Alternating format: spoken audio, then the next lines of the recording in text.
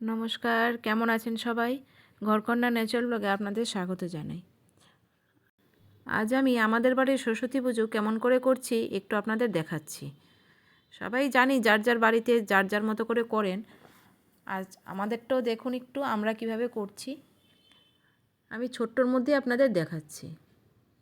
এই যে আমি স্নান টান করে সব সেরে এদিক দিয়ে আমি ঠাকুরের জন্য ভোগটোগ রেডি করে নিচ্ছি। মেয়েও স্নানে গেল, ওর বাবাও স্নান করতে গেছে। স্নান সেরে এসেই পুজোতে বসবে। এই যে আমি তো আয়োজন করে ফেলেছি।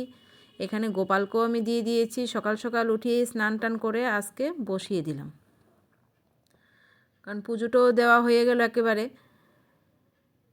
এই যে এখানে আমি গোপালের সেবাও দিয়ে নিলাম। তারপরে ওইখানে মা সরস্বতীর পুজো হবে।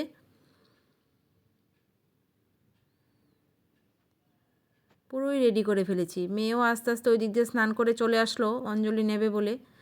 ওর বাবাও এসে আস্তে আস্তে পুজোতে বসে যাচ্ছে। এই যে দেখুন বসে পড়েছে পুজোতে। কি বলুন তো, স্কুলেও পুজো হয়। এবার স্কুলে অঞ্জলি নিতে গেলে তো কখন হবে, অনেকটা টাইম। তার জন্য ঘরেই আমার মেয়ে পুজো করছে বলে এখানেই অঞ্জলি নিয়ে নেবে, কারণ ওইখানে উপোস থেকে কতক্ষণ লাগবে তার তো কোনো ঠিক ঠিকানা নেই। বাড়িতে 3টে মেয়ে আছে, তার মধ্যে আমার মেজো জায়ের মেয়ে ও আবার স্কুলে চলে গেল, কারণ ওর স্কুলে ম্যামরা ওকে রেডি করতে বলেছে ওইখানে গিয়ে।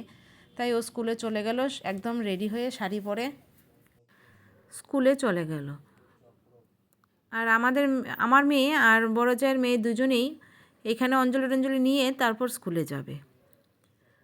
বড়জন যাবে ওর টিচারের বাড়ি, সঙ্গে আমার মেয়েও যাবে, গিয়ে ওখান থেকে স্কুলে যাবে। আর আমিও এরপরে রেডি হয়ে স্কুলে ওদেরকে নিয়ে যাব। গিয়ে আবার একটু আশেপাশে কয়েকটা স্কুল আছে, এখানেও ঘুরবে।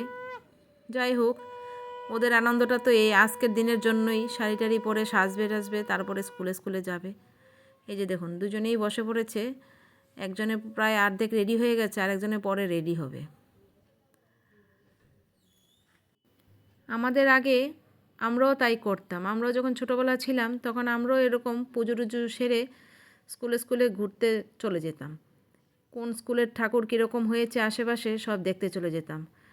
আর আমরা তখন অঞ্জলিও স্কুলেই নিতাম, কারণ এখন তো বাড়িতে হয়, তখন বাড়িতে এতটা হতো না, তখন স্কুলেই পুজো দিতে হতো।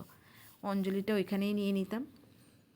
তো সেজেগুজে মা ওরাও সঙ্গে যেত, কোন স্কুলে কীরকম ঠাকুর হচ্ছে, প্যান্ডেল হচ্ছে সব দেখতে যেতাম। পাশে একটু প্রসাদও খেতে চলে যেতাম, কারণ প্রসাদও দিত এক এক স্কুল এক এক রকম। এই যে দেখুন আমাদের পুজো প্রায় শেষ, এখন আরতি হচ্ছে, তারপরেই পুষ্পাঞ্জলি হবে। পুষ্পাঞ্জলির পরে মেয়েরা সব সেজেগুজে বেরিয়ে পড়বে, বললামই আপনাদের। তো সঙ্গে তো আমাদের যেতেই হবে, তাই আমরাও আস্তে আস্তে একটু একটু করে ঘরের কাজকর্ম সেরে রেডি হয়ে যাব। ও আবার দিদির সাথে একটু যাবে, সেই ওর টিচারের বাড়িতে যাবে, সেখানে আমার বড় ভাসুর নাকি নিয়ে যাবে। তাই আমি আবার একটু পরেই যাব, কারণ ওইখান থেকে এসে স্কুলে যাবে। প্রথমে নিজের স্কুলে যাবে, তারপর আশেপাশে কয়েকটা স্কুলে যাবে। দিদির স্কুলও আছে, দিদিকে ওইখান থেকে নেবে, তারপরে আবার অন্য জায়গায় যাব। আজ তাহলে এই পর্যন্তই, দেখা হচ্ছে নেক্সট কোনো নতুন ব্লগে। ভিডিওটি ভালো লাগলে একটু লাইক কমেন্ট করে দেবেন। আপনারাও সবাই সুস্থ থাকবেন, ভালো থাকবেন।